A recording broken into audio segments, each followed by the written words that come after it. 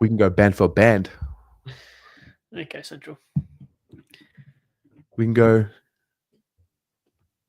Band for band? Yeah, we can go M for M.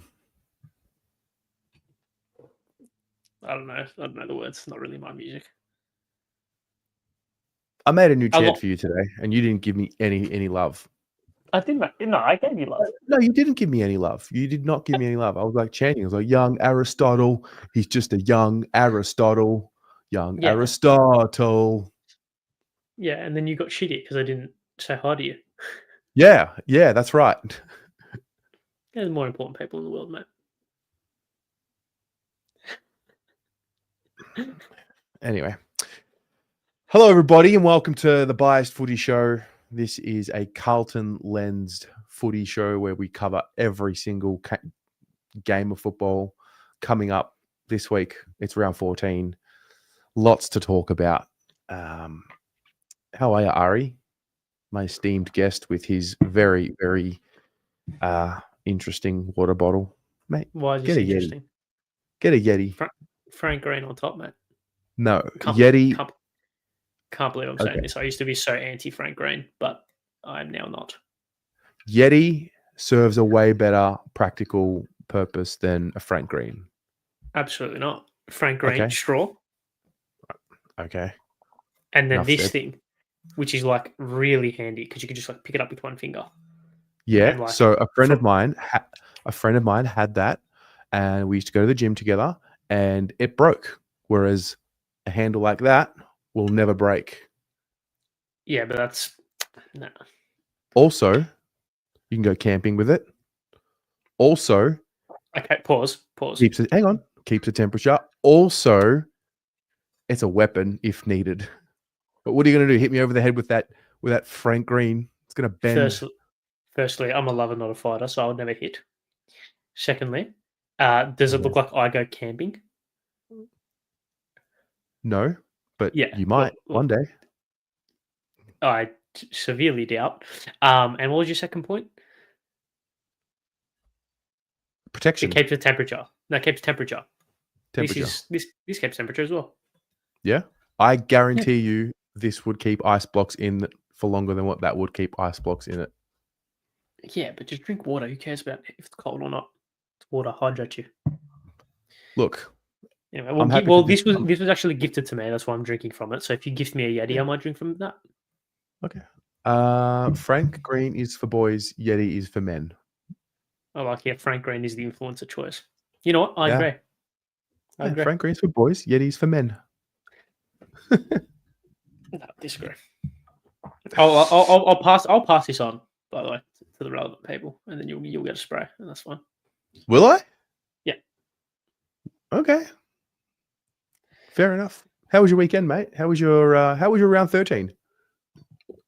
Yeah, it was good. Yeah, it was good. Watched a couple of games of footy. Did nothing on Saturday at all, which was great. And then bided my time and killed some time very anxiously on the Sunday until we watched what we watched. And win.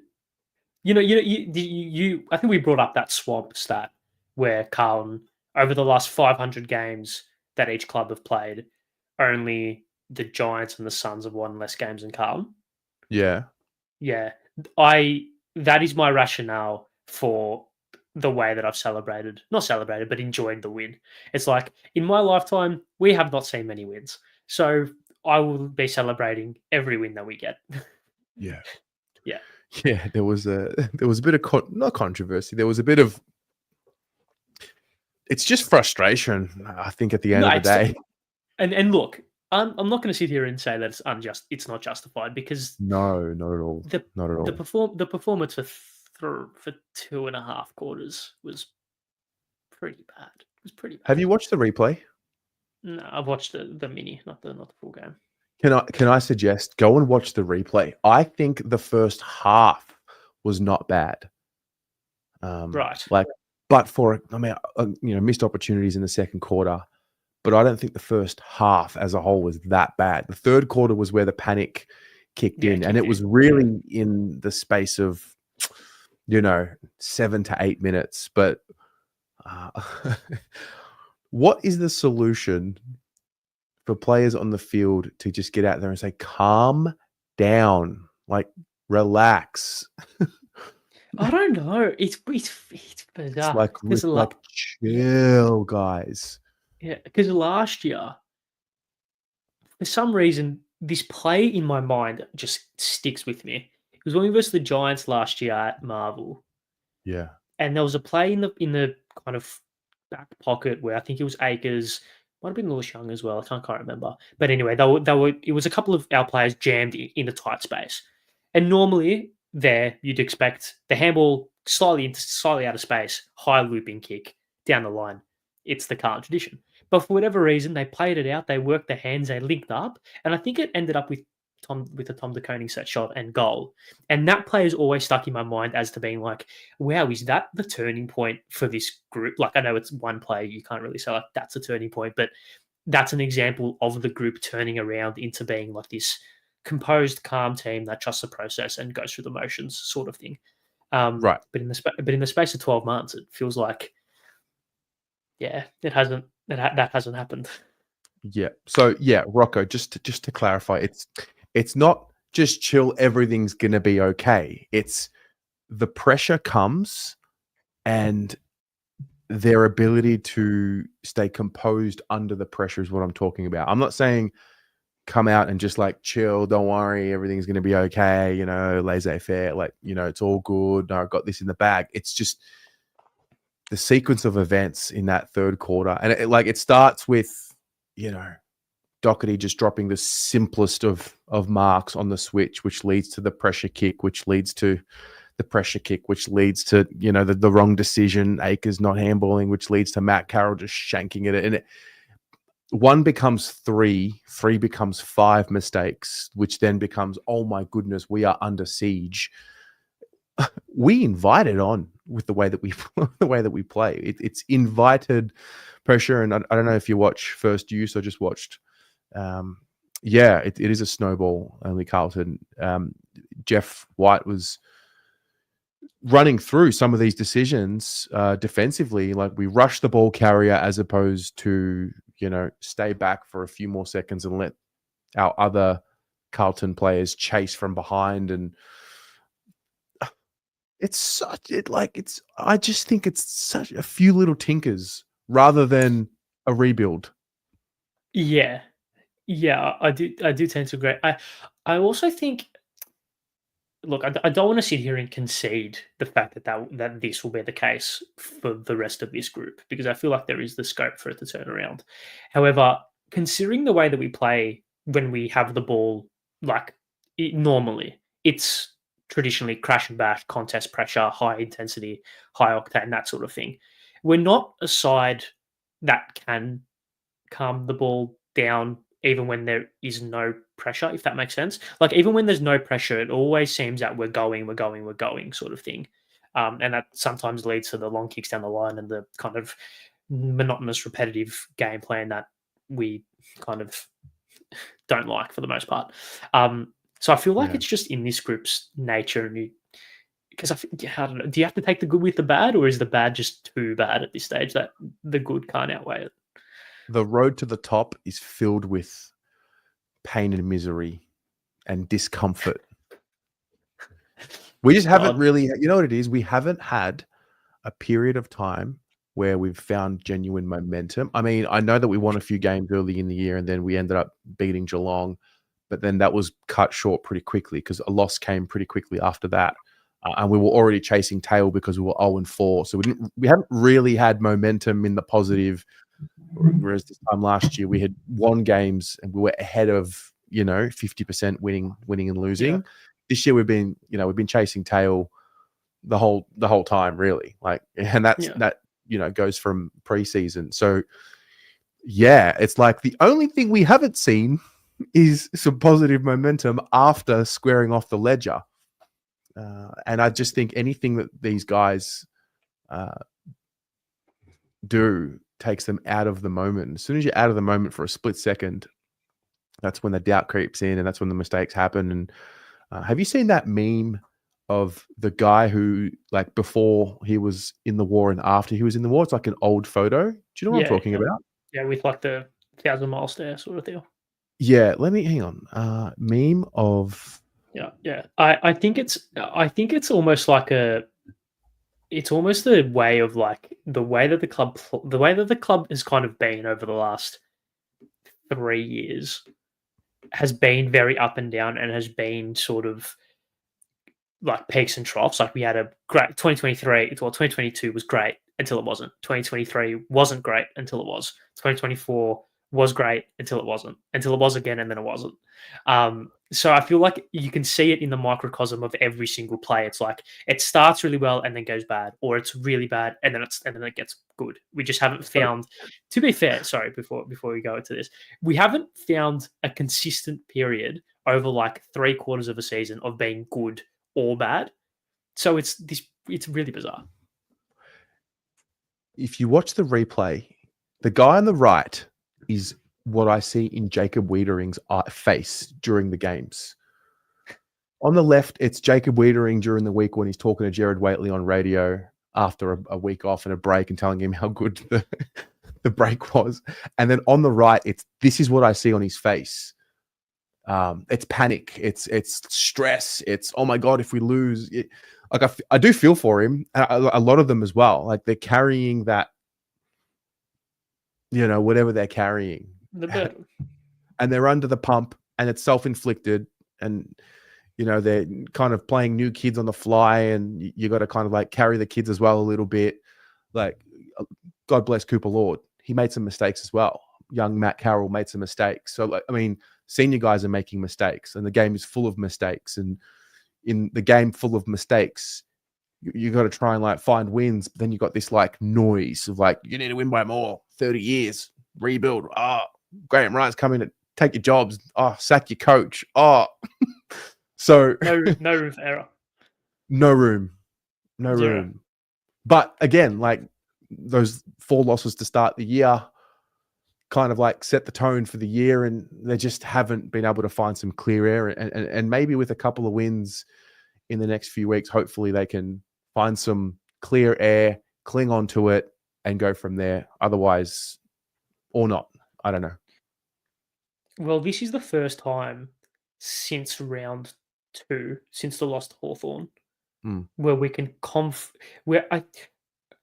we all watched the game on Sunday. Well, I don't blame the game before ours on Sunday. I won't blame anyone if they didn't, but I caught a little bit of it. I think I saw that you said that you did as well. I watched the whole game. Yeah. Come on, commiserations. This is the first time since the Hawthorn game that even after, this is the first time since the start of the season, I would say, that we should, as a fan base, be confident in saying that we will be 50-50. We have to win the next 2 to do that, right? Yeah.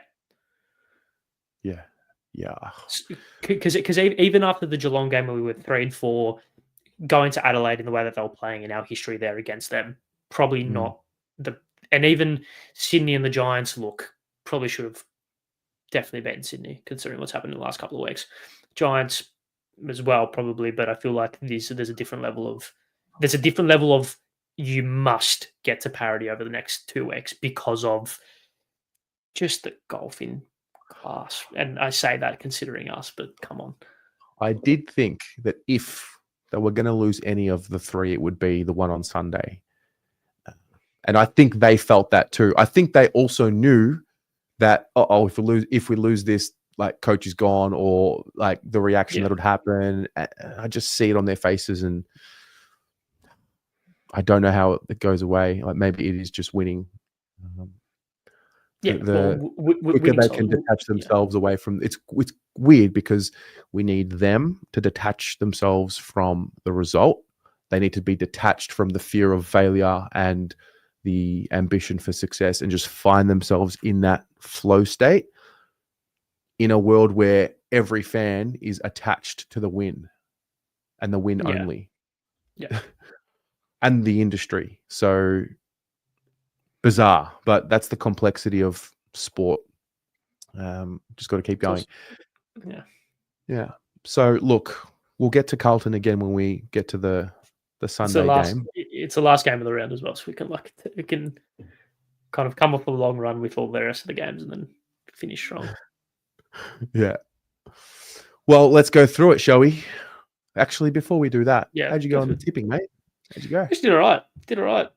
I think. Did you tip 6 from 8? 6? I think so. Same. Nice, good stuff. I tipped Richmond. Yeah. Why? No, sorry.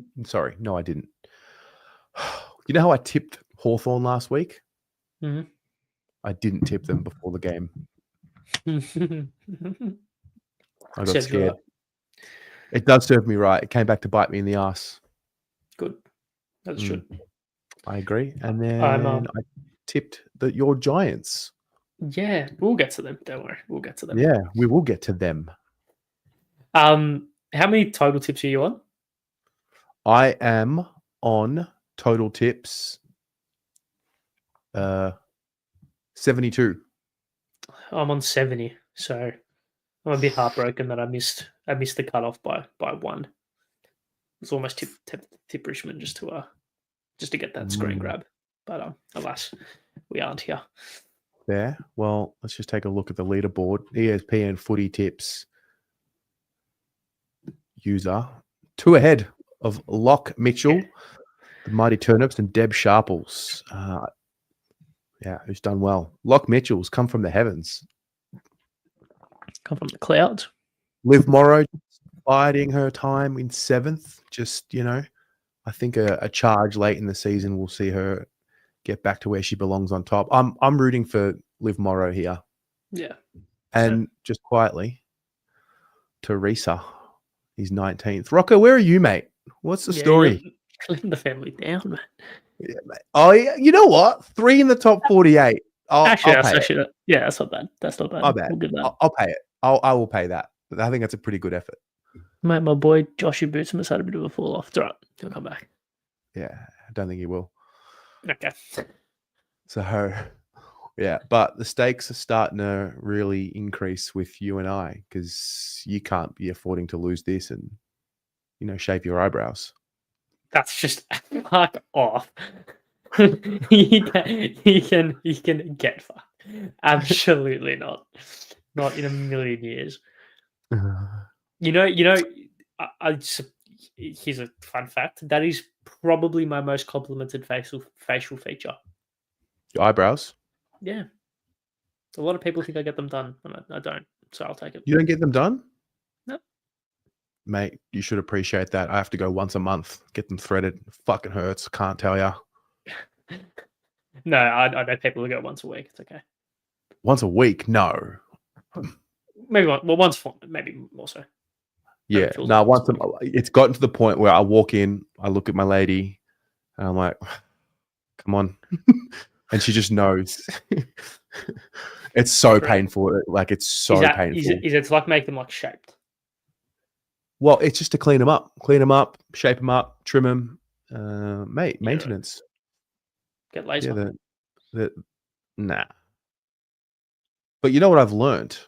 So back in the 80s, the ladies used to do it a lot to the point where they thinned them out too much in general. Like my mum had this issue and then her eyebrows were way too thin. And then now thick eyebrows are popular. And yeah, it's too late. Are they? Yeah. Oh. Okay. Yeah. So there you go. Anyway, shall we? What's your most complimented facial feature? Eyebrows for sure. Yeah. The girl, I get it from women.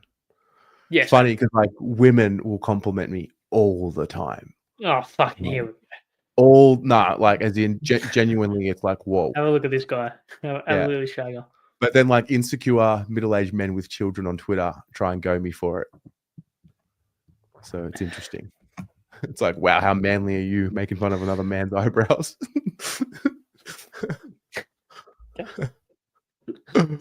Oh dear. Gosh. Yeah.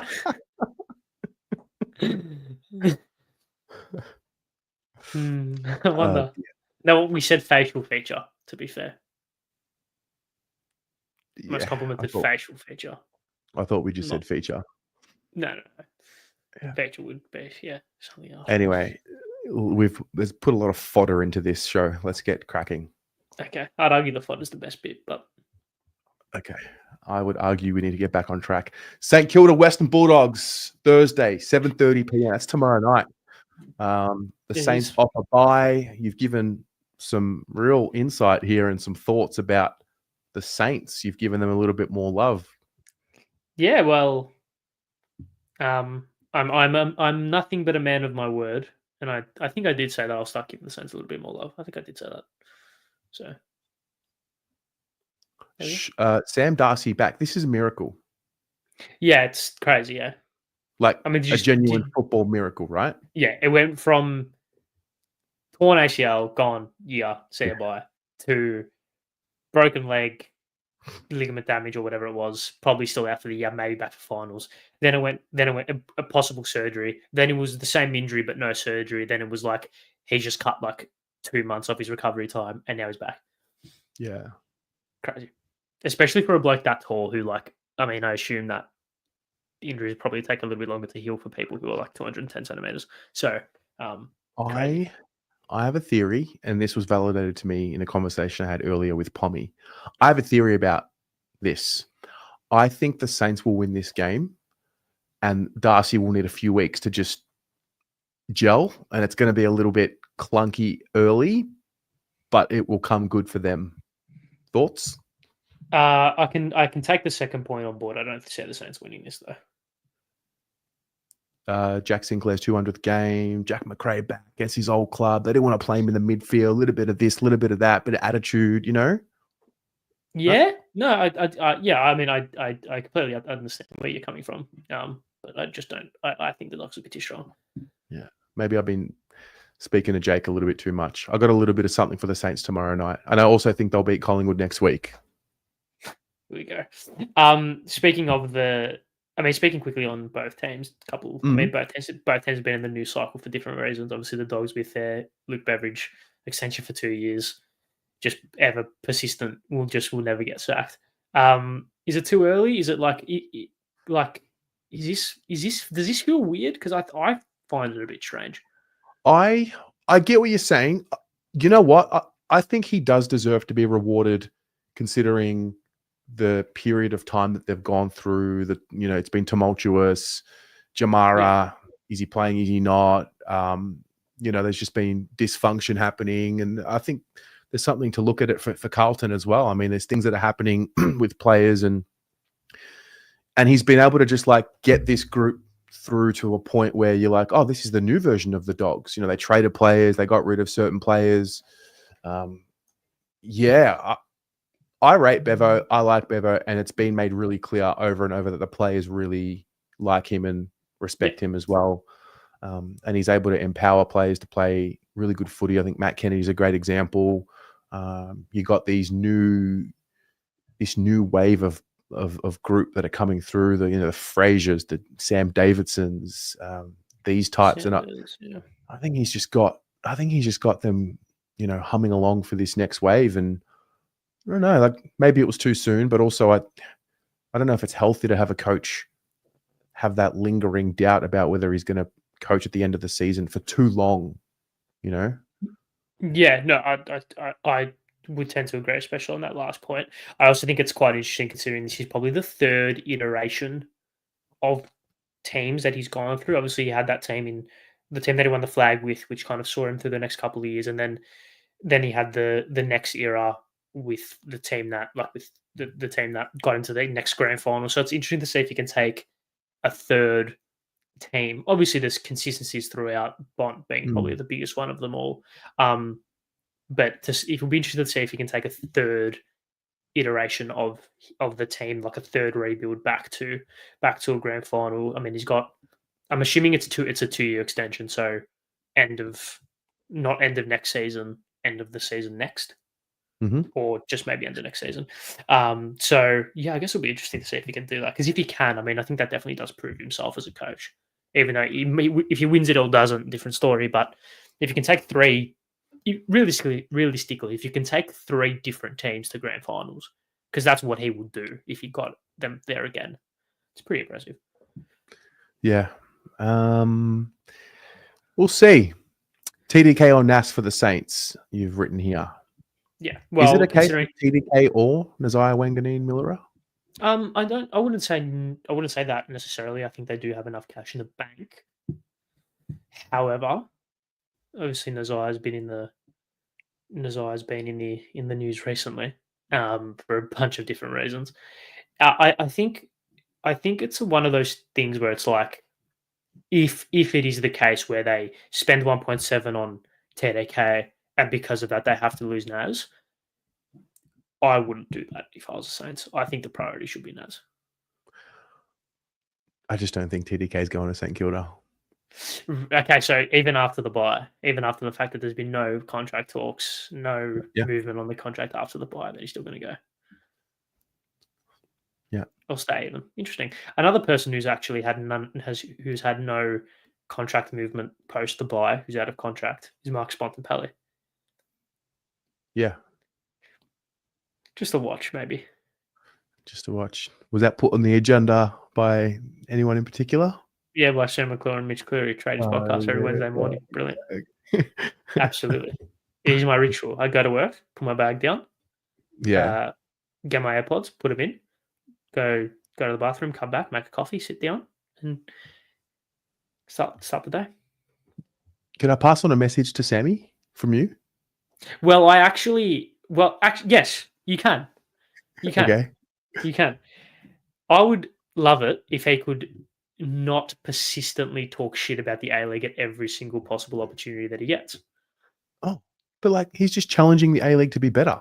No.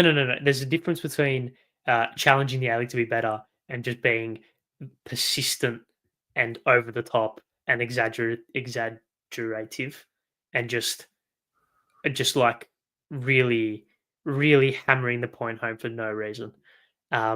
He claims he's a football fan, but I struggle to believe that, considering the way that he are. When we talk about football, you got to pick a side. You're either, Aussie rules or the world game. Yeah, famously. Yeah, because they can't coexist at all. Definitely not. Yeah. All right, so it's all right. And I just pass on that message. That'd be great. Okay. And tell Mitch I love his work, as always. Well, you don't love Sam's work? Yeah, but Mitch is the GOAT, man. Love Sam. I think Sam holds the keys to Mitch, just saying. I think Mitch needs to challenge Sam way more than what he does. Because he's also, pass on this, how is Tex an A-grader? Because he's just not. All right. He's just, I've got to look, mate. Just give me his number. I'll call him. All right. I'll see what I can do. Who are you tipping? St Kilda, Western Bulldogs? The Dogs. Okay. I'm tipping the Saints. I'm going to go for it. Yeah, very good. Don't Friday night. This week. I probably will. Hawthorn, Adelaide at UTAS. In Launceston. I think it's Launceston. Sure. Whatever you think it is, mate. We'll go with it. Thanks. Appreciate it, buddy. The Hawks bounced back last week. They were very good. The Crows also pretty good. The Crows win on Friday night was fucking sick. Yeah. That last quarter was and like that shout out a moment in particular, that Dawson mark and goal was like crazy. Like I was on my feet off the couch when I saw that. Like that was I love a captain's goal, especially like that. Yeah. The leader stepping up, big moment, big mark, big goal. I love that. There's a huge injection coming for the Crows this week. One of the most underrated players in their team. Is it Max Michelini? No, but I do love him. Nick Murray. Yeah. Nick Murray, right. Okay. Yeah. Interesting about Nick Murray. He could sit in the passenger seat of my car and I would have absolutely zero idea who he is. There's another one to the list. What, him and Max Michelini? Yeah, Max Michelini would be one, I think, for sure. Yeah, absolutely. Yeah, absolutely. Yeah. So you want to talk about the Guinea showing the pill moment? Well, And it's because this is the biased footy show, I want to compare it to the Zach Williams thing. I saw Zach Williams' criticism, which I thought was the most bizarre thing in the really world. Yeah. I saw wow. rhetoric around, I can't believe you did that. Like, we're shit. We we're 4-7. Like, bro, we're trying to get the crowd involved. Yeah, yeah. Look, the Guinea thing is funny. I also want to talk about it because it got me so many views on TikTok, which I appreciate. And he commented on it, so that was even better. Ginny commented on your video on TikTok. Yeah, taking the piss out of me. Great. Oh, he's so good. So look, I think if we want to compare that and the Williams one, I think there is a natural. There's a clear difference, right? We're not. Yeah. Well, I think clearly Guinea is Guinea is the classical showboating to the opposition. Trying to get a bit of whatever. It's Guinea. It's his personality. Yeah, it does. It's Yeah, good. good. But that's what it was. Whereas Zach was, hey, it's about us. It's the fans, and Whereas Guinea was, hey, look at me. Zach was, look at us. Yeah, yeah. I think when part of me was like, or like not because I thought he did anything wrong, but just because I know social media, I was like, please, we better win because he's going to get memed to oblivion if we lose. Yeah. But like as soon as I saw it, I was like, point to the cheer squad, get up, like fans up and about, 20 points last quarter. Let's see this home, sort of thing. How dare Zach have fun? I think that's the definition of like nice, innocent fun that a player can have. Get the crowd going.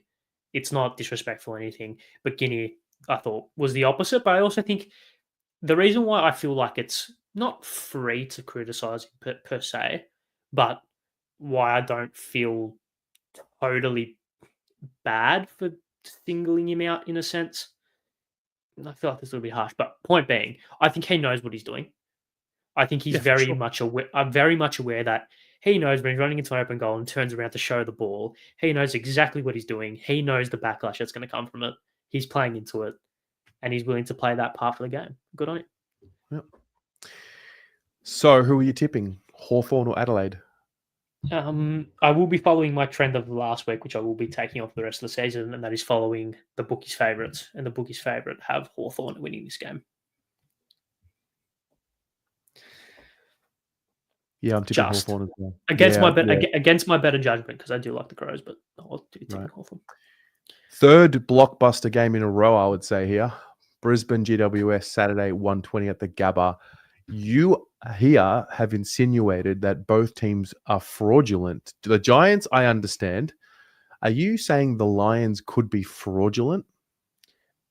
Maybe not fraudulent, because that's harsh, but a watch. This is the second time, maybe like not. They're gettable. They're gettable, and I think there's. If we go back and look at their fixtures ever so quickly, this is the third time in 4 weeks they've been very gettable. I'll use the word gettable. I can't think of a better word right now, but gettable in second halves and in last quarters. Obviously, the D's ran over the top of them 4 weeks ago with a 4-1 last quarter. The Bombers did very well, basically after quarter time against them, and the Crows kicked 5 goals to 0. Granted, it was 5 goals to 8 behinds, but 5 goals to 0 goals nonetheless. I think a trend is starting to emerge. It's not the fact that they're getting beaten or getting challenged in different ways. It's they're getting challenged in the same way. So maybe that makes it easier to fix, but that might also show a clear weakness. Interesting. It is a watch this space. So last week, obviously, the Lions played against the Crows, and the Lions 0 goals, 8 in the last quarter. Both coaches said that they deserved to win the game. Yeah. Whose side did you take in that mini debate? Was Matthew Nicks right in saying, we deserve to win the game, or because we dominated for more, or did the Lions deserve to win the game and just sort of slip? I mean, ultimately, the Crows deserved to win the game because they did. But geez, the Lions aren't going 0 goals, 8 again. If that situation happens, you wouldn't have thought. No, yeah, you wouldn't have thought. You wouldn't have thought Zach Bailey's missing everything from 35 out directly, or slide angle and blocking. He was missing from directly in front. You wouldn't have thought that. But football's about moments. Take your moments. Like that's what it is. And the Crows, countless times. I mean, Riley Thilthorpe in the first couple of minutes, that goal from the boundary was really, really good. Dawson's marking goal. Kay's kicked a couple. Rochelle kicked one, I think. So you take your moments when the moments present. That's footy. That's sport. So I think the Crows took their moments better. They deserve to win. Finn Callahan looks to maybe be back for the Giants this week. They're definitely missing their spunk through the midfield, their run. Yeah. Right. Yeah. No. Yeah.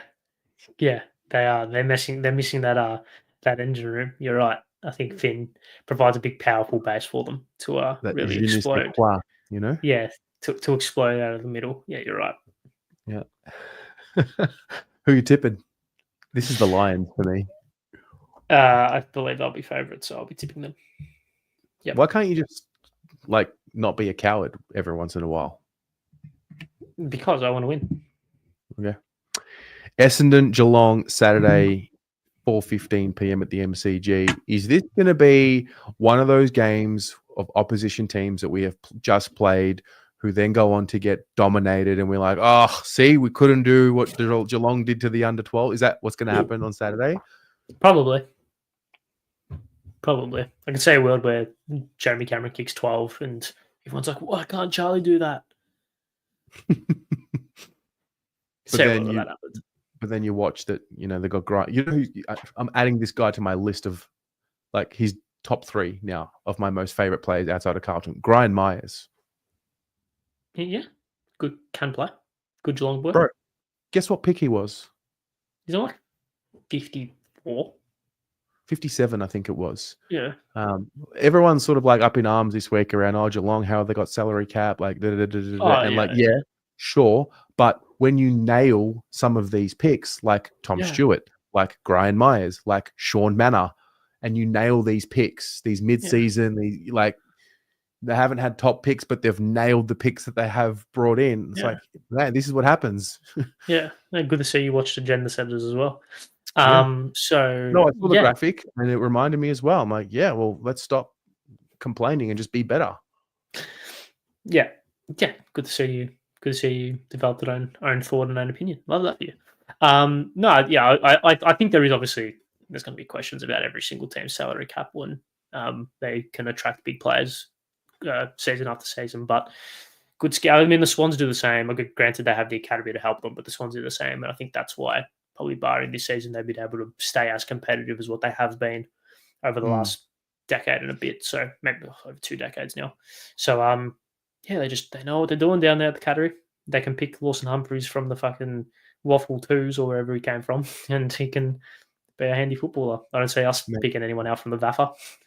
Actually amazing. Winning, honestly, fixes everything. They get away with it. They're taking the piss with injuries and they're doing they are taking the piss and doing it on their terms, but because they're good and because they win, and now they've got the most marketable player, one of the most marketable players in the league to their mix. It's remarkable. George in the comments question: Did they draft and get lucky, or have they just developed the players by the club's culture? It's a great question. It's probably both. It's a mixture of both, in my opinion. Well, I think every player who makes the league is clearly talented. Yeah, no, I agree. Yeah. So I think the environment is definitely one there. The lifestyle has to be. There's got to be something about what they've created there, and the way their players live, and the balance, whatever they got going on there in terms of the entire environment, that's working. It's but it is a good question. Did they just tell? I think they did draft. It's got to be the characteristics, no? Well, they almost definitely have a ethos. Maybe not ethos is the wrong word, but they almost definitely have a way of drafting for particular positions to determine whether or not they have the ability to get to the level in which they need to get to, sort of thing. So, if that makes sense, because all of their players are sort of similar. The only player that I can really think of that they've drafted, that's a big outlier for the way that they play is Mark Blitzarves, because he's an athlete, as opposed to Lawson Humphries, Sean Manor, these guys who are more your traditional silky footballers who you can build the athletic side of the game and the footy smarts and whatever, you can build that. But the technique and the fundamentals you probably can't build because they're already ingrained at 20, 21, 22. So maybe it's got something to do with that. Yeah, no, you got to give them credit. They just do it well. Yeah, absolutely. Fair play. So you're tipping the Cats? Yeah. Shockingly, I know, but okay. So will I. Then North Melbourne, Fremantle, Optus Stadium. Guys. Tom's out for 2 weeks, 2 to 3. Okay. I'm shattered. Okay. I'm sure. Like I'm so upset. Like same. So upset. How will I live? This is the worst I've felt in injury news ever. Okay. It's my all Australian centre half back. He's out for 3 weeks. After watching them play last week, they were pretty poor for a lot of the game until they got the momentum back on their terms. Ultimately when it mattered, and because the Eagles had missed so many opportunities, I think it played into their hands. I don't know. Like Fremantle can be fraudulent as well, but I think Fremantle will win this game. Yeah, they can't win this game, can they? Well, we've said that before, but I feel like this is a bridge too far even for them. Obviously they've had their bye now. They're sitting 8th right now with 6 and 4, something like that. Can I just say, the Dockers have an incredible run home now. Do they? Yes. Do you know how I know this? How do you know this? Because I do the ladder predictor a lot more now. Wait, maybe you and I can do a ladder predictor at the end of this show. Thoughts? Yeah, we could do that for sure. We can do that? All right. Done. Fuck yeah. Let's go. All right. Tipping Fremantle. No worries. Then Port Adelaide, Melbourne, Adelaide Oval. Wow. Yeah. Wow. Well. Yep. Anything to add? It's just typical Port Adelaide, isn't it? They just, when you think you want to give them credit, they'll put in a poor performance. And then when you want to dig your heels in and say, oh, should Kenny give it up early, they find a way to win. So by that logic, I actually think they will win this week. Really? Yeah, I do. Interesting. Yeah, I don't think they're going to win, even though they are favourites. But I'm going against my better judgment and tipping against the favourites. Yeah, I think Melbourne. I mean, I don't want to sit here and say that they should have beaten Collingwood because I said that Adelaide should have beaten Brisbane because they took their moments, and Melbourne didn't take their moments. So fair play, but they put up as good of a fight as any team has against Collingwood this season. They've shown a real kind of, in my opinion, a turnaround in the way that they're playing over the last couple of weeks, over the last month and a bit. And barring a few brain fades by some players, they win on King's birthday and go into the second half of the season with a load of confidence. So I think they're going to carry the belief that they've got in their game plan over to next weekend and win. Port by 12, bro. Great. What do we? All good, bro. What do we make of the Stephen May, Max Gawn? Is this I feel like you will have strong opinions on this. No, I actually don't. Like it. I think it's just one of those things that happened to be caught on camera. I personally like the fact that someone who's not the captain can challenge the captain. Yes. You know, I don't. I think there's always a better way to deal with it, though. I don't think you want it spilling out like that. Yeah, I also don't think. Like, I think it's weird. I do think it's weird because it was a terrible kick. It was, and but like so. Conversations should only be had if there's a reason, if there's a achievable outcome for those things, right? If that makes sense. Like if you're going to call someone out on something, you want there to be a solution to the problem or whatever, right? I don't understand. Like, I don't get what May was trying to get out of that right then in that moment. Because like if he goes up to him and grills him, like Max Gorn knows what he's done wrong. Like he's not like he's arguably the greatest one of the greatest ruckmen of all time, arguably the greatest player to play for Melbourne.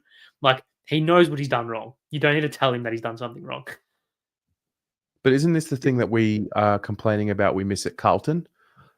Like, oh, but Cripps has carried us for so long, and but Wiedering rarely has a bad game, and it's like, yeah, but like, but I think there's a difference between There's a difference between a player playing in a way that is bad than a player making a single mistake, if that makes sense. So put it this way: when elimination final 2023, when Harry Mackay marks it and runs into an open goal and hits the post, if one of our players went up to him and started spraying him, I'd be like, what the fuck are you doing? No. I'd be like, no. I would be like, what the fuck are you doing? He obviously knows that he's done something wrong. Like it's clear. Like you're achieving nothing by spraying him. If that makes sense. It's a storm in a teacup. Yeah, no, I do agree, but I also think it's a storm nonetheless. In a teacup. Yeah, I know, but I also I know, like it's well, not it's not this big culture breaker that like, oh, Melbourne are not going to win a game for the rest of the year and Gaun's going to request a trade or whatever. It's none of that. But I also think it's like, what are you doing? Like, just like he knows he's fucked up. Emotions spill over. I think they'll both chat it out and get on with it. I don't know. Yeah. I'll take your point. They're not going to storm in an espresso cup. They're not going to Entrecôte anytime soon, put it that way. They're not what? Going to Entrecôte anytime soon. They will not be. Oh, speaking of, so have you been to the place next door to Entrecôte? No, I'm not bougie and posh like you. I apologize. Okay, so if you know what I'm talking about, what they do is it's the same. It is Entrecôte, but they got this like takeaway place, and you go there and you get the baguette with steak and chips inside. $22.90, very reasonable. It's delicious. Right, maybe you can buy me one day. No, you owe me one. All right, we'll go there then. Okay, let's do it tomorrow. Yeah. Tomorrow. Yeah. We'll go tomorrow. What time? Well, I don't have anything on, so I'm free all day. I can do. Okay, we'll talk later. Okay, great. Great. Wow, Ari, you're gonna buy me something. Fuck. Wow, it's huge. Tipping the D's or Port?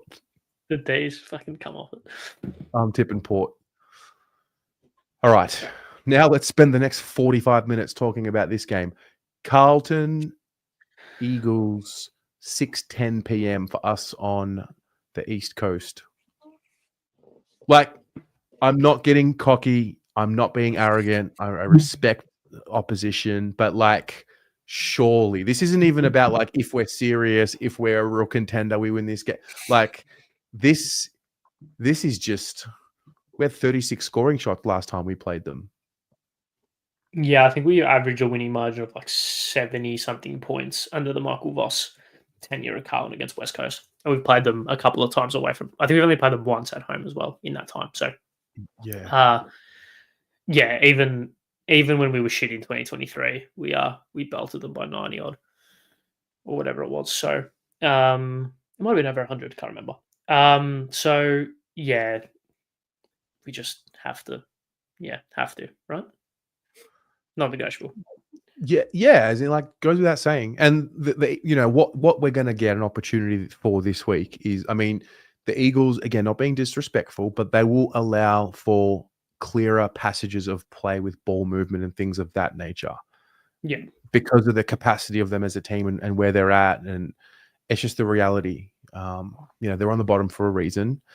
But having said that, if you give a team like this an opportunity to feel like they can win, they will do everything they can to grab onto it, and they are one of those teams. So just look at the game they played against Geelong 2 weeks ago. Yeah. So you can't like play with your food here on this one. No. It's got to be intent early, Mhm. because it's the case with a lot of slightly younger and slightly poor teams. If you let them in, they'll grab it. But if you Mhm. crush it early Mhm. and you hold, you don't even need to put the foot down. All you got to do is just hold the foot there, and they're Mhm. not getting up. That's what you got to do. Get a nice early Yeah. lead and don't get it. I mean, how many times have we said this? Get a nice early lead and don't fuck it up. That's what we've done the first bit for like Yeah. 70% of our games this season. Just haven't done the last bit. Yeah. Do you know Charlie Curnow has not kicked 5 goals at all this year in a game?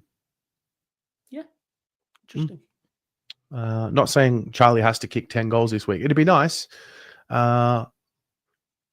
I would like to see that even spread of goal kickers again. We had 8 last week. I would like to see that improve.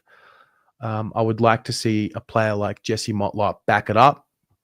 I think this is just the opportunity to find some confidence. And I know that it's a weird game because if you win by 70 plus, it's you should have done that. It's only West Coast.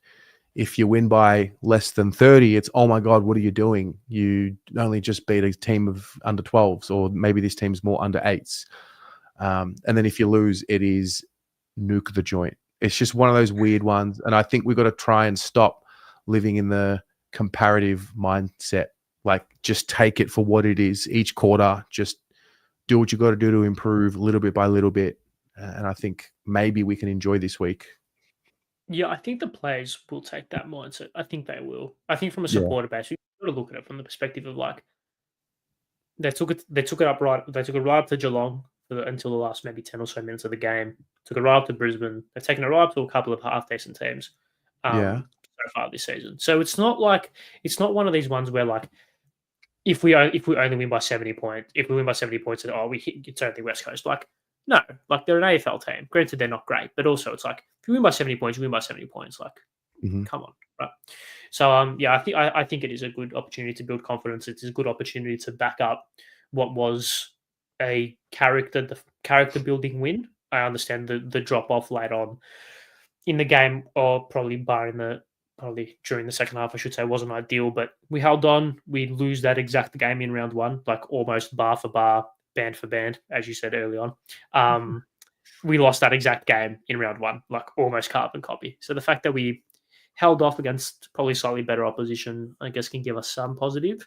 But Yeah. I would also be looking at the form line that you just briefly showed up the top there to give us a lot more confidence heading into the game. Yeah. So we sort of look at our last 5, look at their last 5, and what they're roughly giving themselves, 20-ish scoring shots. We have found we had 36 scoring shots last time out. The time before then, we had 29, and that was when we were completely decimated. No Harry, no Charlie. We all know how that went out. And this one here was, it was a 71-point win again. And there you go. There you go. Oh, and the one there was 65. Hey. So can't buy 65. So question. No. What is the margin in your view, and those of you watching at home, what is the margin that the Blues need to win by this week in order for the win to be classified as that's what you need to do? Like, what's the bar here? I just want to get a pulse. Like, what's the bar? To be honest, I don't like this question because I feel like it's like, who cares? But No, I mean, yeah, 50, if that 50 40, plus? 40. Okay. It truly does depend on how we do it as well. By the way, because like if it's like if I say 40, but it's neck and neck all day, and then we kick 4 late ones, and like 4 late ones in the last 5 minutes, like yeah, right, we won by 40, but really it was a 3 goal win, 2 goal win. So I think it is contextual. Okay. Fair. 88 points, 70 plus, 1 point, 245. Keep West Coast under 50 points. That's a good one. I like that. 6 goals. George, I don't think there's a number on it. It means nothing if we don't back it up all for the next month. Yeah, of course. Like, no doubt. But I'm only talking about this Sunday. Like, So, yeah, I just want to see them, I think defend better. Use the game to move the ball better, find confidence, hopefully no injuries. I think we've seen the difference that having Orazio and Zach Williams in the team makes. The class is just abundant. Is Orazio that player to kick inside 50? Is he one of them that we need? Oh, yeah, him or Williams. Yeah, I think so. I think in an ideal world, it's him, Williams, and Hollands, Elijah. I think if we can get, I can totally understand the context around Elijah. Totally understand, but in a ideal world where everyone's fully fit, healthy, and ready to go, them three as the distributors inside 50, I think is something that can work. Maybe not long term considering the age profile of Williams and Fantasia, but I think right now with Williams and Fantasia, I mean, you saw straight away, wasn't Williams 2 goal assists in the first quarter, to a good mark for Motlop's goal, good inside 50 kick for Charlie. So, I do like them playing higher up the ground. The other thing that I really like about us playing in Perth this week is we are going to watch the team go and play in front of a Carlton crowd that is grateful for them to be there. So I don't think they're going to experience that angst in the crowd that they experienced lately when they're in Melbourne. The dead silence, you should be better. Like, I mean, that's what I've found personally with Carlton interstate crowds is that they're great. They don't get to see them as much. Yeah. They're grateful every moment they get. No matter how we're going, they are up there and at them. And I actually think it's a good thing to have this game away, and then in a couple of weeks they go to Adelaide again. Right now the Melbourne crowds are just frustrated, and it's not the same buzz as what it can be. No, I agree. I was at training today. Yep, you definitely were. I cannot see Harry playing this week based off my guess from how I watched him just move around. Fair. If that's the case, I'll go in unchanged. Yeah. I think you need to be giving more love to Hudson O'Keefe. You're out here talking about Chom and 200+ centimetre players. I think you need to adopt Hudson O'Keefe a little bit more. Yeah. I mean, I can have multiple boys. Like I can. No, but Hudson's got to be like up there. You and I watched where that man came from, that torn hamstring. Yeah. Popping hammies doing specky practice. I remember. I saw it with my eyeballs. Yeah. We've seen where he's come from, you know? Yeah. I thought he was exceptional. Genuinely. I thought I thought he was as close to faultless for a debut for a ruckman that you could get. 5 contested marks, presence around, like more presence in center, like really strong. And what I think it was kind of floated around on socials as well. What I noticed almost immediately with his first play was he doesn't have the typical gangly arm, gangly leg, Bambi on ice movement that a lot of young rucks have. He runs around and looks like a 195 centimeter midfielder. And I think I'll tell you who else does that. Tom Taccone. They share a similar trait in terms of being tall and lanky in size, but have the coordination of their limbs, have the ability to change direction and use their body and use their size. I thought he played really well. I mean, 5 contested marks on debut. I thought you can't ask for much more. Yeah, I'll give him another shot. But absolutely. I just also, I'm so happy for him, but also let's just chill on the. Let's drop the cone. He's replacing. Yeah, it's like let him play. Like let him play. Like let him, let him go through some ups and downs. It's such a Carlton thing to do. Like, he's ready. Throw him in. Yeah, it's like God. Players just they crumble under pressure. They just can't seem to play their way through the pressure. Next minute, Hudson O'Keefe's next savior. Give him 1.7 million. Drop the coding. He's fine. Like, relax. Like. It's like, I wonder why these blokes can't play through pressure. Oh man, it's 100,000 people expect him to be the savior of the club. Oh my goodness, it's just wild. Anyway, I just want to point this out because this was one of the biggest things that was identified as the problem, and let's be honest, not just last year, but for a long time. I'm not trying to jinx it or talk too soon, but the reality is this is relatively healthy compared to what we've seen this point in the year in seasons gone by. Now, obviously, Elijah's not on this list. So you add him to the list. Harry has been added to it. And you got 3 of these guys who are season ending, one of which you don't know.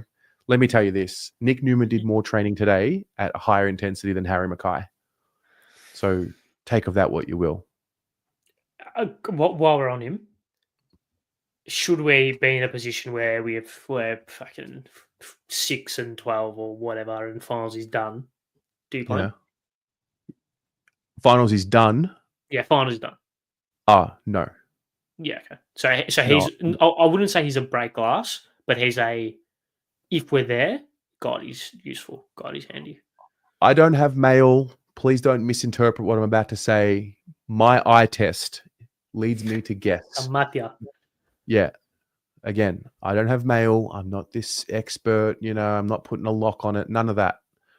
My eye test from what I see at training, I'm guessing he looks like he might be ready to play maybe a VFL game in 4 to 6 weeks. I could be wrong. I'm just guessing. So let's just say it's in 4 weeks' time. He plays a game in the VFL. I don't know, maybe plays 2. I think if we're alive and well and, we're on a little bit of a run or whatever, I would absolutely. Like, it's different to Doc. Doc came straight in, didn't get any preparation. He just, worked for it and played the final. I think he would be ready. Again, could be wrong, but he looks like he's moving with some real intensity. Yeah.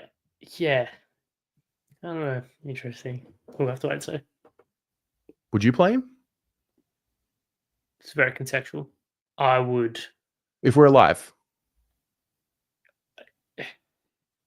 If we're alive and he's had some VFL games, yeah. I wouldn't throw him straight in. I wouldn't. Like, to have the idea of having him over Matt Carroll in that back line. Stiff one, Jeff, but I do say the upside, definitely, for sure. I'm not like How dare you hate Matt Carroll? Yeah, again, don't be a Carlton extremist. Yeah. George, I don't know. I don't know if dropping Charlie to the 2s is the move this week. Charlie. I don't know if that's the move. When you got to win games. No, I don't think you drop him. When Harry's out as well. Like Harry's. Yeah, you can't be rolling around with 4 line of McGovern, O'Keefe, and DeConey with Peter on the ruck. Can't be doing that. Or are you thinking play Lemmy? You're saying play Lemmy instead of Charlie? Okay, you know what? If you're ever going to do it this week. If you're ever going to do it. I'm not saying you do. I'm not saying you do. I'm not. But if you're ever going to do it, it's this week. Am I wrong, though? Am I wrong? Yes. What other opportunity is there to do it? No, but what other opportunity? No, I'm not saying we're going to do it. I'm not saying we should do it. I think if you're going to do it, play Lemmy, you play him instead of Hudson. I don't think you put Hudson and Lemmy in the same team. Like Hudson's played one game. Lemmy hasn't played yet. I don't think playing Hudson and Lemmy in a team that's trying to gel in that forward line is logically, going to make us a better team and help us go on a run. Like, we need to find form ASAP. No, you're right. Yeah, I had a rush of blood there. I think the point being is like, no, you're right. Let's just relax. Maybe we should do like one night a week on the channel, like a breath work, like a meditation, like a breath work abroad. Some Wim Hof. Pardon? Some Wim Hof. Maybe like, yeah. BA on Uh, BA. What? Breathwork abroad on blue abroad. BWA. Breathwork's one word. Technicality. No, Anyway. it's one word. Technicality. Anyway, just take the L. I think we should drop them all and play the kids. Okay. Drop Cripps, play Campo. He played well last week, Camporelli. He's cooking. Drop side, play Wilson. Okay. Drop Wiedering, play Harry. Are you ready to lose more games by dropping these senior players? No. Play the kids and win a flag? Yes. Oh, playing the kids will win us the flag. Oh. Yeah. Playing the kid, playing inexperience wins us the flag. Oh my goodness. How did I not think of that? Play all the kids. Yeah. Don't play some of them, play all of them. And they will end the 30-year premiership drought? I'll tell you what we need to do. On grand final day, we need to field 22 of debutants. Because they haven't experienced anything. So they're just going to come in and be un-Carltonized. And they're going to win. Bang, wow. Put me in, coach. I've been doing it all wrong. Wait, so maybe we should just trade Charlie and Cripps? Yeah, trade Charlie and Cripps for a combined 7 first-round picks. Okay. And then don't play them at all until grand final day because you're playing all the other kids. Oh. So you're playing all the other kids. They'll get us to grand final day, but because they played the whole season, they'll be Carltonized and then they won't be ready because they'll be infected with the Carlton disease. So you drop all of them and then you play the kids that haven't played. Bang. Oh, well, then we should maybe just go back to the Dogs and get Kennedy back. You know what's interesting? Matt Kennedy was the heart and soul of the team, apparently, right? Yeah. But trade Charlie. Yeah.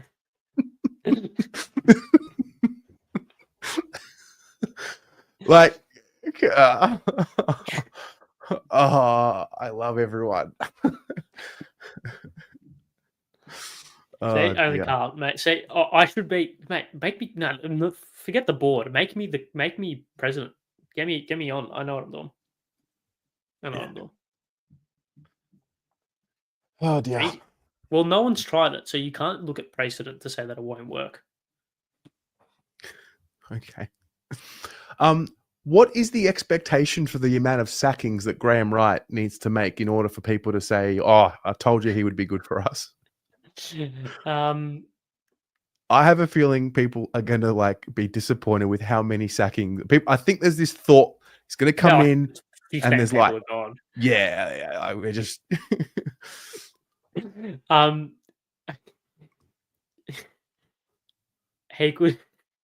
He could sack. I don't know which way I'm going to go with this, but I think it's very dependent on should he sack or not sack Brad Lloyd. Yeah, I think that might be, yeah. It's just it's the narrative that I know is coming in October. It's coming no matter what happens, even if they go on a massive run as a team, yada yada. Yeah. So yeah, I just see how it's going to play out. Carl, what does Brad Lloyd even do? I don't know. I genuinely don't know. Director of football. I think he's the conduit between the football department and the board. Yeah, his role makes sense. As well as being on match selection, as a team selection, as well as committee, as well as being part of the discussions around contracts. He's just he's football GM of footy. Yeah, his role makes a lot of sense. I just don't know. Has anyone heard from him in a while? I think there was a quote that he made around the list this week and salary cap, and he said that we're in a place of retention right now, something like that. Yeah, right. Interesting. Yeah. Interesting. So how much should we offer Walsh out for? Sorry? How much should we offer Walsh out for? offer him out. No, I don't think Yeah. we should. I think we should keep Sam Walsh. Yes. Oh, really? Wow. Yeah, I call me crazy. I think we should keep Sam Walsh. I think De Koning will stay.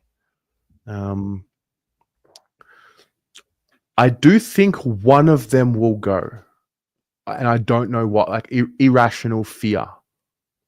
Yeah, the Koning. I do think. I don't know. You think De Koning's gone? Yeah.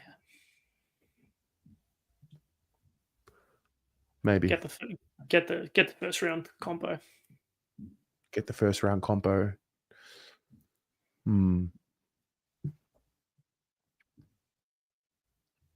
I don't know.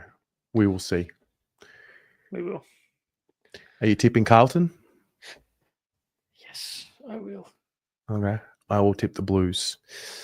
Oh, do we have to talk about these other teams? Yeah, we do. Yeah, it's almost the shtick of the show. Okay. Well, I was going to go to ladder predictor, but you want to be boring. Yeah, I almost want to be like a good host and good co-presenter, but sorry. What, and not do the ladder predictor? No, do what's set on the run sheet, which I meticulously planned out. Okay. And do so every week. Collingwood, pass or fail? I mean, could you possibly complain about being 11-4? Wow. Fascinating thought leading from you on the run sheet with Collingwood. Well, let's not improvise on this one.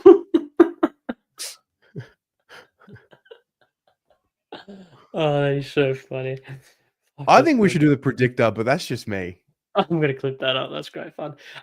Who are the teams? We can do just one word, pass or fail. It's not that hard. Gold Coast. Collingwood, pass. Gold Coast, pass. Sydney, fail. So far, yeah. Richmond, pass.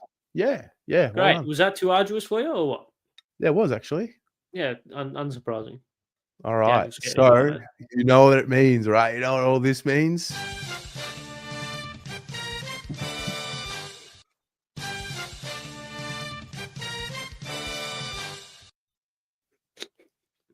Only Carlton's comments very funny.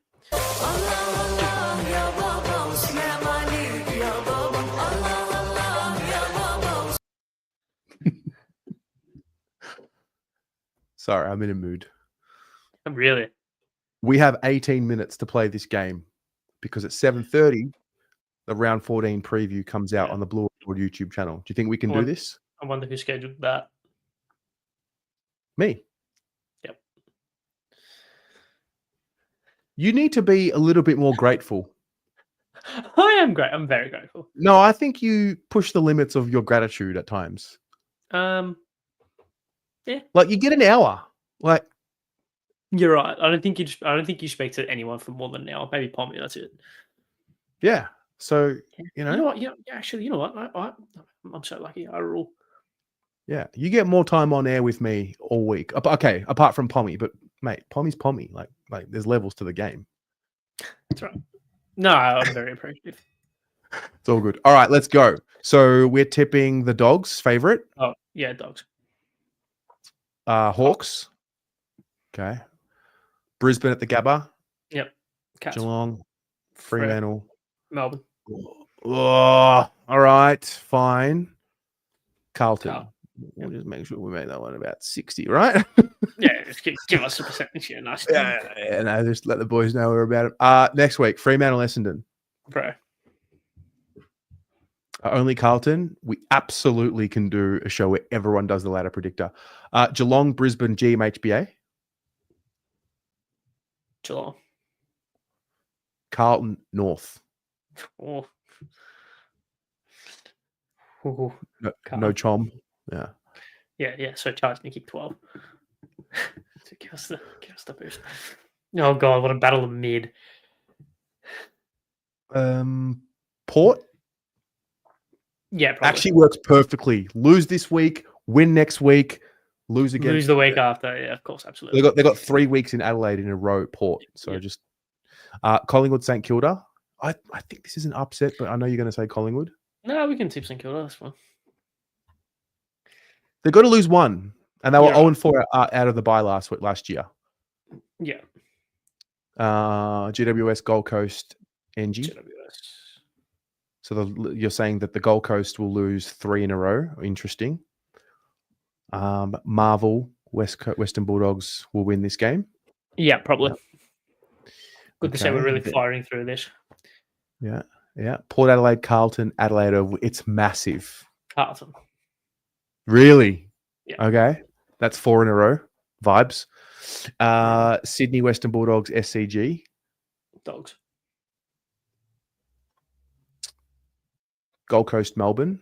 People's Dog. first. Gold Coast need to respond and will. Hawthorn, North, UTAS. Hawthorn. Collingwood, West Coast, Marvel. Collingwood coming off a loss. Oof. Tricky. Richmond, Adelaide at the MCG. Adelaide power stance. Okay, sure. Fremantle, St Kilda, Optus. Freo. So Freo to win 6 games in a row. Well, if that's how the ladder falls, then yes. Okay, I'm just reminding you. Don't get so Freo biased. West Coast biased. North Melbourne, Western Bulldogs, Marvel. Dogs probably win that. Carlton, Collingwood, Blues coming off 4 in a row. Vibes.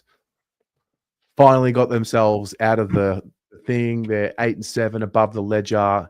This is what I mean. Like 8 and 7 above the ledger. Win and we go into the top 8 at least for the time being. Big night, Friday night. Collingwood, a little bit. Collingwood's gettable, got top 4 locked in, sewed up. They, might rest a bloke or two. They just scraped by West Coast by 4 points. They're gettable. A couple of injuries. Collingwood by 3 points. I'm going to fight back on this. I think if we win 4 in a row, we'll beat Collingwood. Okay. Fair. I'm going to fight back on that. I'm going to push back on that. Okay. West Coast, GWS. Giants. Essendon, Gold Coast, Marvel. Oh, Essendon, baby. Essendon. This is Essendon. Yeah. And then the pressure starts mounting on the Giants. Geelong will beat Richmond at GMHBA. Brisbane will beat Port at the Gabba, right? Yeah. St Kilda, Hawthorn. Hawthorn. Also, Brisbane winning doesn't affect Collingwood's top ladder status at this point as well. Sydney, Fremantle, SCG. Freo. 7 in a row. Okay, Sydney. Yeah, I agree. Adelaide, Melbourne, Adelaide Oval. Adelaide. Okay. I think we'll lose this one. Yeah, I agree. I think we'll lose this one. Suns. Gold Coast, Collingwood. Really? Yeah, up there. Sure. Okay. Western Bulldogs, Adelaide. It's a cracker. Dogs. Fair. Giants, Geelong. Giants. Yeah, I think I agree with that. Richmond, Essendon. Richmond. Stiff. Fremantle, Hawthorn. Hawthorn. At Optus. Wow. Okay. Melbourne North at the MCG. That's the D's. North. Nah, I'm not having it. Okay. St Kilda, Sydney at Marvel. St Kilda. Yeah, I agree. Port, West Coast, Adelaide Oval. Who cares? All right. Essendon, GWS at Marvel. Giants. Well, we're still not in the 8. What the hell's going on here? Giants. Brisbane at the Gabba, you would think. Yep. Hawthorn in Tassie. Yep. Whoa, I don't know about Hawthorn. Oh, I don't know about Hawthorn doing this, but okay, sure. Sydney, North Melbourne, SCG, Swannies. Yeah. This is huge. Carlton, Melbourne. We win that? Yeah, we're in the heads. Okay. West Coast, Richmond. Who cares? Richmond. Geelong, St Kilda. Geelong will win Geelong. this because the Saints beat them last time. Collingwood, Fremantle, MCG. Yeah, Pies. Pies. Adelaide, Gold Coast, Adelaide Oval. Huge. I reckon the Suns. All right. I don't know who Hawthorn play next, but it needs to be a loss. Oh. Nah, if they've won 5 in a row or 6 in a row, whatever it is, yeah, like, come on. You get what I'm saying, right? Okay. Essendon, Western Bulldogs. Dogs. Giants, Swans, NG. Giants. Gold Coast, Brisbane. Gold Coast. Really? Yeah. Okay. Freo, West Coast. That's a Freo win. Yeah. North Melbourne, Geelong. North at Marvel. No. Stop. They're not losing like every game for the rest of the year. We've given Richmond 2 wins in a row. Okay, I'll give you. Can we do it next game, no matter who they're playing? Sure. Adelaide, Port, Adelaide Oval. Adelaide. See, Port aren't okay. Whatever. You're a hater. Richmond, Collingwood. Collingwood. All right. St Kilda, Melbourne. Saints. I think Freo will beat Collingwood. I think Rocco's right. Okay. Collingwood, Just Brisbane, MCG. Just not the game. Collingwood. Oh, no, Bridgie. Nah, Collingwood. St Kilda, North. North. Typical game for St Kilda to lose, to be fair. Okay. It is. All right. Geelong, Port, GMHBA. Cats. How are we still out of the 8, man? Okay, this is big. Sunday. We beat Freo over there? Yeah. There we go. Have you tipped all the... You haven't tipped all the games, bro. Are you sure? Yeah. Go up? No. The next round. Yeah. Oh, sorry. Wait, we did this. No, we didn't. Oh. Oh. Adelaide. Melbourne. Gold Coast. Sydney. Sorry, my bad. Hawthorn, Collingwood at the G. Hawthorn.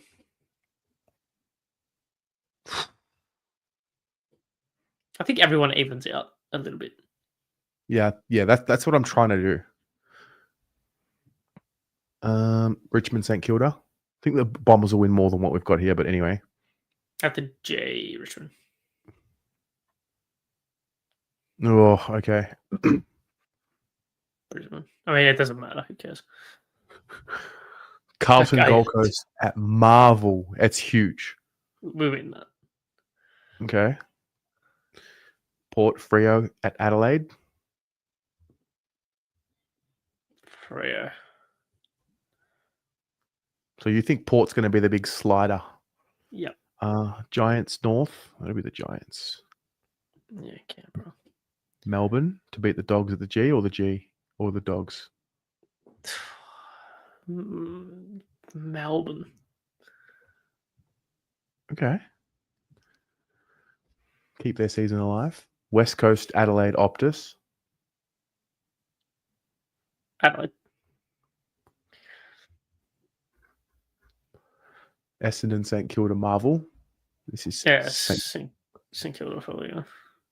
I think you got it. Like the Bombers, are they really going to lose like 8 in a row? Okay, all right. Okay. Yeah. Fremantle, Brisbane at Optus.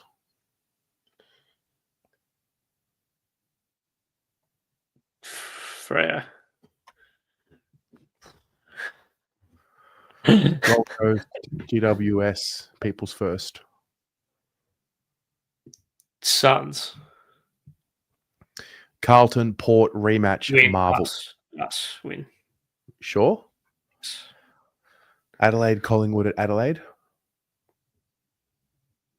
Adelaide get it done. They avenge all the heartbreak. Hawthorn to beat the D's, or the D's up and about. Hawthorn. Such a Hawthorn rider. Mate, the Pies. Nah, this is not happening to Collingwood, is it?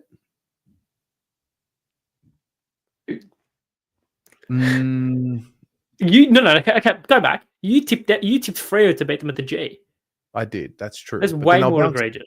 But they'll bounce back. Yeah, but that's way more egregious than Adelaide than Collingwood beating Adelaide at Adelaide, even though they play well at Adelaide Oval. Okay. North Melbourne, Richmond. Ninja.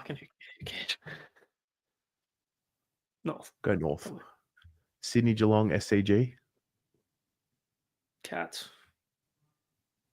I agree, Shua. I think we're rating the Hawks way too much, as well as Carlton, but never mind. But if we're working about Carlton as much as what we did, then what's the point? Hey, man, you saw the logic. You saw the logic, man. You know. Giants. North. Adelaide. No. At Marvel. Adelaide. Okay. All right. Western Bulldogs, Fremantle. Dogs. Actually, Freo. Typical game for the Dogs to lose. Okay. Collingwood will beat Melbourne at the G. Yep. Yeah. That's better. They're in the 4. Okay, it's tight. Richmond, Geelong at the G. It's Geelong. I mean, this is like 12 in a row now for Geelong almost. Yeah, Essendon, Carlton. Keep in mind, Essendon play Carlton. Sorry. Essendon actually play Gold Coast on the Tuesday of this week. Is that public information?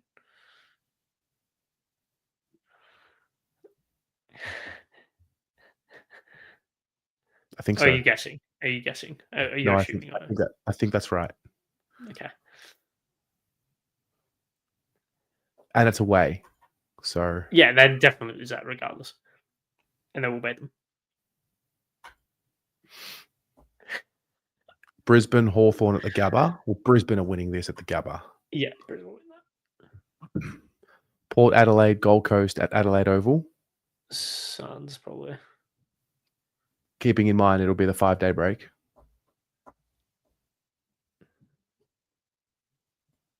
Okay, Port. West Coast, Sydney.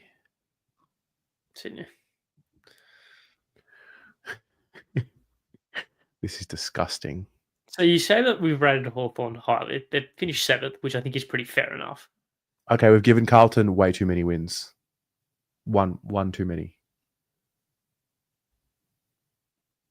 Didn't you say that you say 10 wins when we have 4? So get rid of one of them. That means we miss out, but I don't know if you want to do that.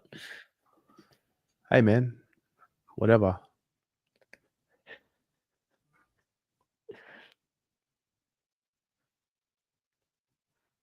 I just can't see Collingwood not being top 4. So I think we're wrong. No, tip Port to beat the Suns then. All right, fine. Ari. But you say top 4. They're only a game off. Oh, wouldn't you love to play Fremantle at the MCG round 1? Oh, great. Yeah, we win that. I think Geelong win the first round, by the way. Okay, what's happened here? Oh, Hawthorn beat the Suns in their first finals. Yeah. Adelaide, Brisbane in Adelaide.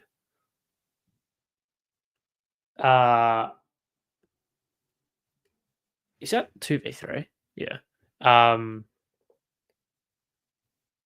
Adelaide.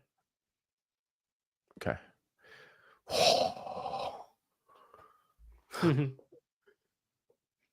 Wouldn't it be something?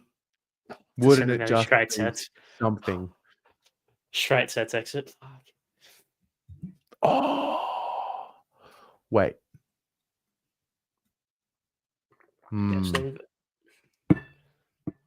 Or do you want to do Geelong beat them, and then they beat us, and then they go through to the granny, and Geelong beat them again like 2011?